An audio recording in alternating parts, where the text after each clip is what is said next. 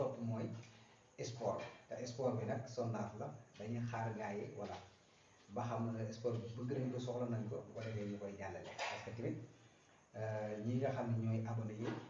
ñoom moom site bi parce que ñooy abonné ñooy partagé ñooy seen ñooy commentaire te loolu lañ soxla te loolu moo ñu may doole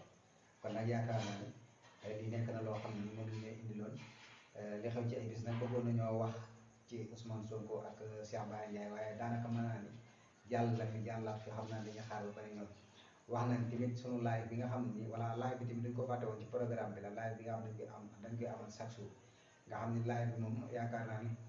dimanche rek la dul am waaye bis yi yëpp day am waaw ngir indi sunu njàngat te xew ci àdduna bi ak sunu réew mi voilà loolu tamit ci programme bi la bokk muy live de la jour voilà kon yaakaar naa ne lii daal nekkoon na loo xam ne nii dañ ko doon digtal ñi nga xam ne